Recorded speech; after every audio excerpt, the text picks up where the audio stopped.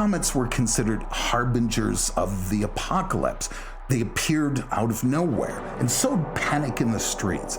But astronomer Edmund Halley destroyed that fear with math. He looked like he was pissed. He's just mad at people for being this dumb. But astronomer Edmund... I can't believe you niggas. You niggas really thought that, bro, this is a big ass rock. What the fuck is wrong with y'all niggas? Ice. Ice all on the rock. Y'all niggas worried about the wrong thing. Over here done slaughtered your child as a sacrifice. What are you doing, man? You done killed 15 lambs. Here, God. Nah, bro. I don't need that. This is just a spectacle that I let y'all have. You know what I'm saying? Y'all over here killing niggas. What's going on? And welcome back to another video, man. Finally back with another video on the channel. Look, I've been having a lot of things going on in the background. I just started school again. Work. That shit been fighting each other like Tyson and goddamn Floyd Mayweather, bro. I'm telling you. But anyway, bro, we back with another video finally. And today, tonight, wherever you at, for you, right there, I'm talking to you. I got every rare space event we'll actually see before we die. Nigga, I'm talking about eclipses. I'm talking about other crazy things, comets, storms, meteor storms and showers and shit. Bro, let's just hop into the video, bro. You already know we love science over here. Let's get to it, bro. Remember these dates. Remember these dates, chat? Remember them? Well, all right, did you remember them? Did you remember? I hope so, because I didn't. Why is that important? Somebody gonna have to let me know. You look up at the night sky and see an absolutely still, peaceful picture. It feels like the universe has hit pause, but that's a grand illusion. Right now, for example, an asteroid the size of a skyscraper is hurtling towards us at breakneck speed. Excuse me? In a neighboring constellation, a dead star has reached critical mass and is about to light up the sky with a thermonuclear explosion. Meanwhile, our very own moon is about to take a brutal hit, and we'll watch the flash in real time. The craziest part, these main shows won't happen in some abstract future, but right within our lifetimes. To see the first one, you won't even have to wait decades or even years, because it's happening right now in 2026.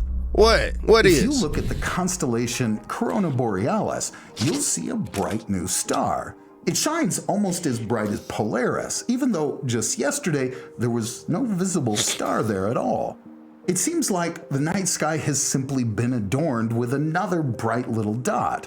But don't let that fool you. Hidden behind this steady light is the epicenter of a colossal catastrophe. In the T Corona Borealis system, a super dense little white dwarf orbits in tandem with a massive red giant. They're so close to each other that for decades, the dwarf's gravity has been siphoning off its neighbor's gas.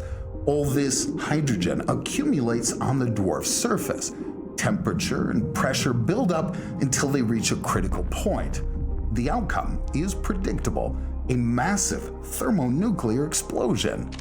So you telling me somebody out here just, you know what I'm saying, in space playing with Beyblades? Okay. Looks from Earth like a mere out here making their own Beyblades and shit all over here with these goddamn, what's the word I'm looking for? Cosmic Beyblades, nigga, what the fuck? Twinkling little star is actually an expanding wall of plasma, heated to millions of degrees. But here's the most fascinating part.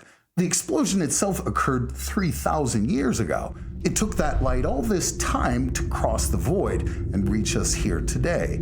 So the same way that the sun's light that we be seeing, that bitch ain't, we not seeing the light from like today, nigga. We seeing that bit from like, what, 50,000 years ago or some shit? Something crazy. I ain't finna look it up though. You can do that. This light will fade and the dwarf will go back to doing its That's crazy though. In the dark. But cosmic events don't just change the night sky. True darkness will descend upon Earth in broad daylight in August 2027. Next year, eclipse. The sun will go out. All right, see, now you being a little facetious here, all right? You can't just say the sun gonna go out, nigga. This ain't no nightlight. You know what I'm saying? This is a whole ass, big ass cosmic light bulb, if you will. It's not a nightlight. It's not a nightlight. It sounds like a regular solar eclipse, an It does. amusing astronomical trick lasting a couple of minutes. But this time, the mechanics of the cosmos will align with eerie perfection. The What you mean? sun will go out for an incredible 6 minutes and 23 seconds.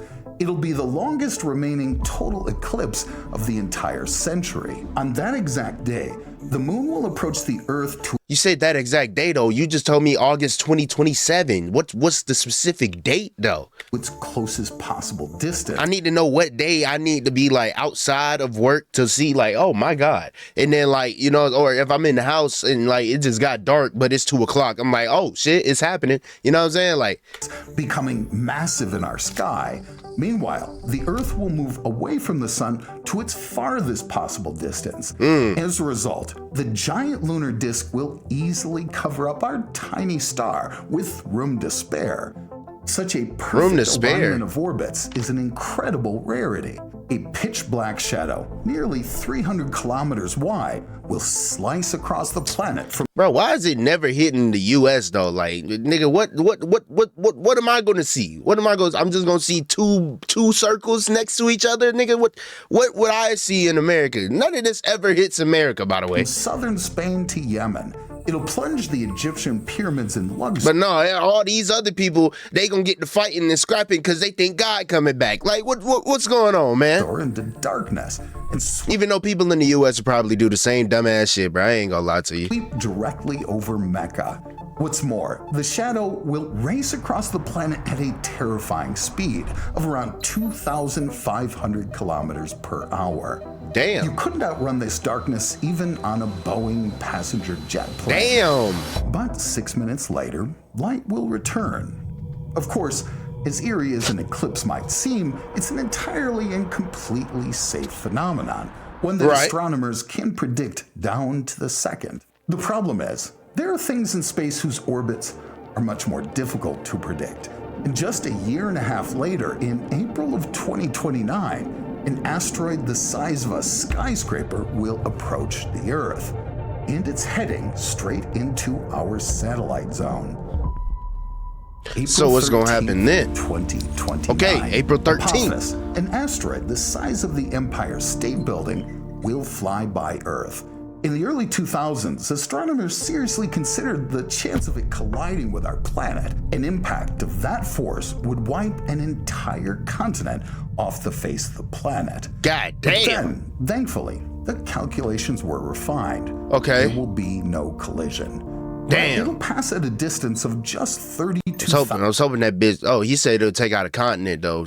You can't just let that bitch hit Israel by itself and then like we just live better as a planet. You know what I'm saying? But if we did that, then all of y'all niggas would die, and we don't need all y'all niggas gone. We just need them niggas gone.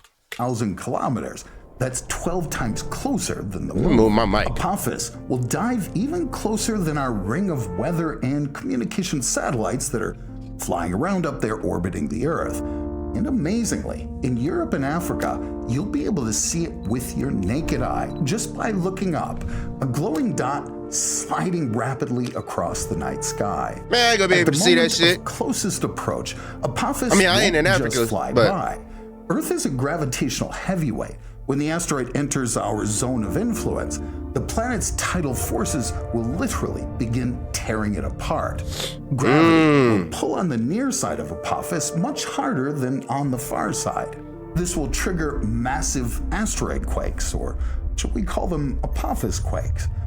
Anyway, Earth will warp what the are shape asteroid of this rock, as well quakes as though? alter its rotation. What's that? And permanently rewrite its orbit. But objects without Earth's immense mass and lacking a dense atmosphere don't stand a chance, which is exactly what our moon is going to experience firsthand in 2032. For months, astronomers monitored the asteroid 2024 YR4. The probability of this 60-meter wide rock crashing into the moon in December 2032 was 4.3%. For orbital mechanics, that's a critical threat level. The moon. Really? Oh, that's crazy. I didn't expect it to be. I was literally about to ask, is that high or low? I don't know.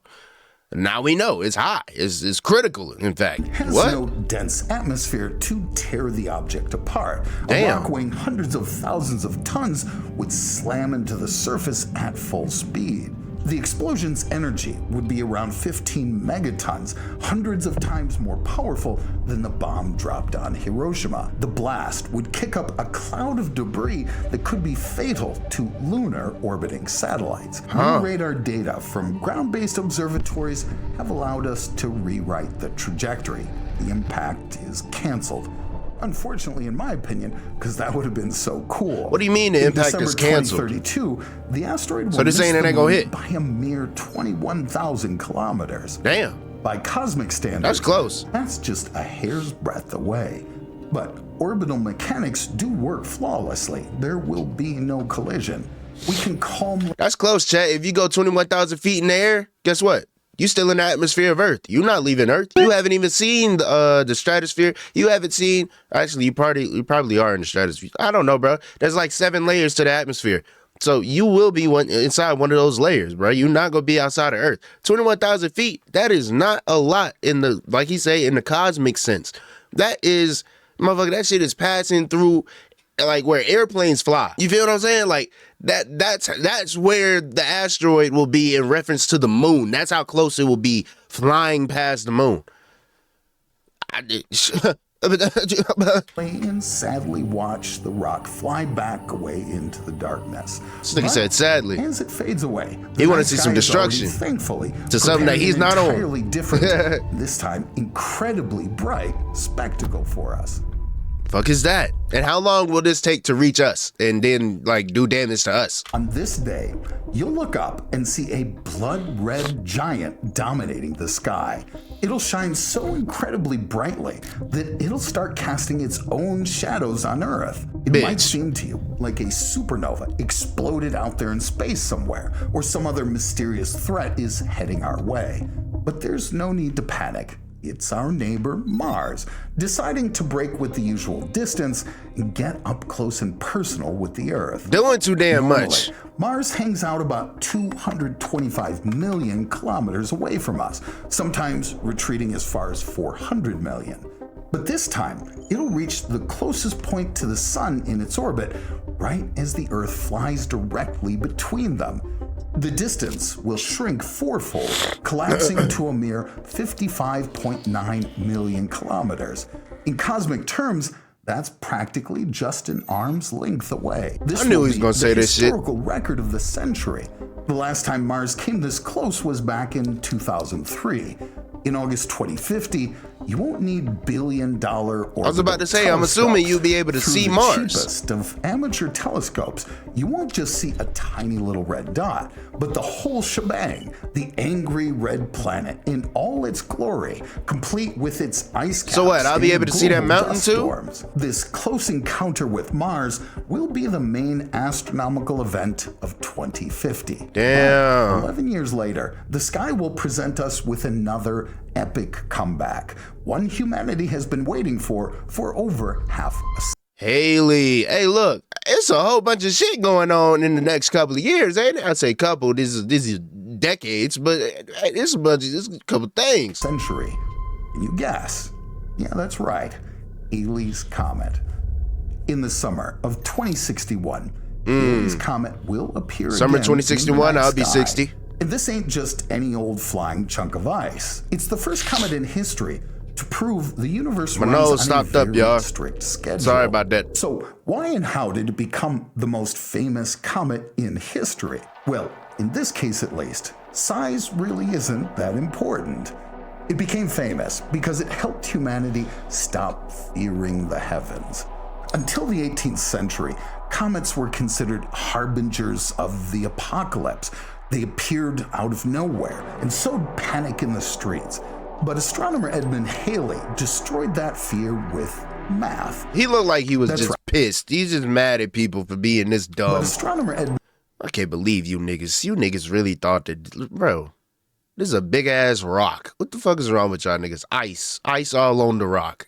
Y'all niggas worried about the wrong thing. Over here done slaughtered your child as a sacrifice. What are you doing, man? You done killed 15 lambs. Here, God. Nah, bro. I don't need that. This is just a spectacle that I let y'all have. You know what I'm saying? Y'all over here killing niggas. What's going on? And Haley destroyed that fear with math. That's right. Oh no, the world's finna end. Somebody go get Johnny. Like, what the fuck? He proved that these objects that had so terrified Europeans for centuries, they weren't different omens of doom, but the very same rocks returning again and again on a clockwork schedule. Halley's Comet, tethered to the sun by an invisible gravitational chain, comes for a return visit every 76 years. And by the way, it's the only comet that a human being has the chance of seeing twice in their lifetime. During its last visit in 1986, it was frankly disappointing. Man, you asshole, I'm gonna be able to see this once. I wasn't even born in 1986. I wasn't even thought of in 1986. I don't even know if I developed in my daddy balls in 1986, nigga. Talking about I might be able to see. It's the only one that you might be able to see double in a lifetime. No, nigga, I'm gonna be able to see it once if I'm not working. If I'm not at work. Fuck ass system of humanity. Earth and the comet were unfortunately on opposite sides of the sun on that pass, at a massive distance from each other. So for most people on Earth, the legendary comet looked like a tiny, blurry little gray smudge. People had run out and bought binoculars in droves, but even then, seeing anything impressive was difficult, to put it mildly. But in July 2061, orbital mechanics will give us some payback. We'll be on the same side of our star at the perfect distance. We'll finally be able to see that magnificently bright tail in all its glory. By the way, that tail is actually the comet boiling alive. As it approaches the sun, this 15-kilometer wide chunk of dirty ice will be roasting in the vacuum of space. It'll shed millions of tons of matter, fly past us, and dive back into the darkness until 2134. When is this rock supposed to disintegrate and disappear forever? It's been doing this forever. So when will it end? I would like to know that piece of information. Thank you. It'll leave behind nothing but a long trail of dust. So, did it just stop existing one day? That's so interesting. Ice melting in the void. But for the next item on our calendar, we'll switch genres to something that will show us true primal fury.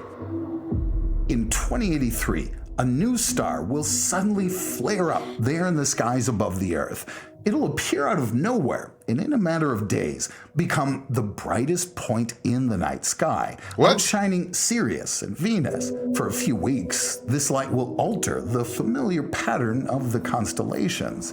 You might think it's a supernova, the death throes of a giant star. But this isn't the death of one star. No, this is the catastrophic head-on collision between two. Right now, the V Sagittarius system is a pair of dim stars locked in a gravitational death grip. A dead white dwarf is literally sucking the plasma out of its neighbor. Because of this, they're rapidly losing orbital speed and spiraling towards each other. Spin steel. I'm telling you, bruh, it's just Beyblades. It's spin steel. Yo, what the fuck do you mean a dead star is sucking away the life force of another star? Yeah, let me go ahead and get it up off you, bro. I need a resurgence real quick before I die. Let me just go ahead and get some of that energy up off you. I was gonna say aura, some of that energy. Let me get some of that energy up off your balls. I need a lot of that. This is gonna be so cool. In 2083, the distance, I'm assuming it's cool because we won't be affected by it or something. I don't know. Between them will drop to zero. The white dwarf will plunge into the core of its neighbor. This isn't just a collision, it's a fatal merger that will trigger a ginormous thermonuclear explosion. Eventually, the glow will gradually fade, leaving behind one star instead of two. This is the largest catastrophe of our century that we'll be able to see with our naked eye, or hopefully you have two.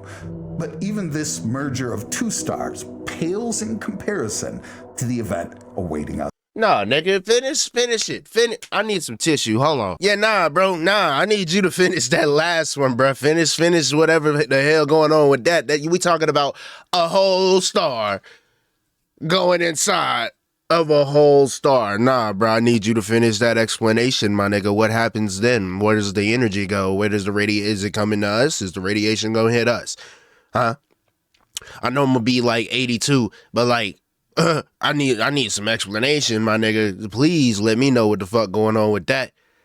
We just gonna act like nothing's gonna come of that. You know what I'm saying? That there will be no energy release, no radiation. It'll probably hit Earth in what, 1,000,000 years. I guess I shouldn't worry about it then, huh? Yeah, I ain't gonna be alive. So I feel bad for you though. Whoever watching this video in the year 2200. Next. You're doing good, man. I can't talk. I'll call you in 5 minutes. At least you got your noise gate right. March 2092. Those who point their telescopes at Jupiter will see something unthinkable.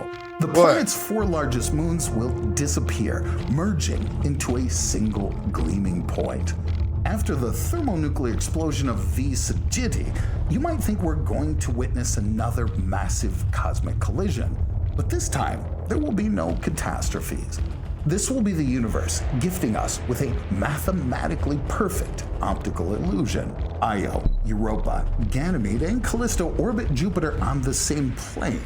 In 2092, Earth will pass perfectly through the plane of their orbits. Orbital rhythms will align in an exceedingly rare parade. Some of the moons will pass directly in front of Jupiter's disk, blending into its clouds, while the others will vanish into the giant black shadow behind the planet. Even better, the moons will begin to eclipse one another. Massive Ganymede will cast its shadow directly onto the ice of Europa, blocking its light for the earthly observer. This deceptive geometry will only last a couple of hours. Then the moons will emerge from the shadows and the Jupiter system will return to its usual state. You might actually witness with fucking piece of shit. Yeah, I've never heard this dude cuss. I've never heard this dude cuss. What the fuck? Right now, above us, there are events already set in motion. That gotta be how it is as a VA though. I'm trying to become a voice actor. I'm good with impressions and accents and all type of shit, but bro, I can't imagine sitting there recording for like hours and hours and hours and you just repeatedly keep getting interrupted. Now, I don't know why his thing wasn't on mute or whatever, vibrate. I don't even know if you could put the watch on vibrate. I've never seen the need for an Apple Watch or any of them watches, but if you can do that, I don't know. You just got to call. You got to, hey man, you might need to go take care of some business. I ain't gonna hold you. Some unfolding slowly, some building towards moments we might actually witness within our lifetimes. The sky is not static. It's a timeline and it's moving. All it asks is that we remember to glance skyward. By the way, if you're enjoying this new format, I'd be absolutely delighted if you subscribed. It's fire, bro. I would have never guessed that you look like this behind the voice, but hey, man, how you look doesn't matter to me because you and me are both intellectually sound on this science shit, and I like science, you like science. If anybody else likes science, like the video. And subscribe if you fuck with the vibe. Go subscribe to Riddle, of course, you know what I'm saying? Great science, great things every day on that channel, pretty much. This is a great video about some events that we will see in our lifetime, you know what I'm saying? And not necessarily catastrophic events or anything that will be able to affect us, but just cool things that you might be able to see in the night sky if you're not working or doing some other stuff or doing some illegal activities that you probably shouldn't be doing, all right? Now, we're back with consistent videos, hopefully. We're back with consistent videos, and I'm gonna catch y'all in the next one, bro. Peace.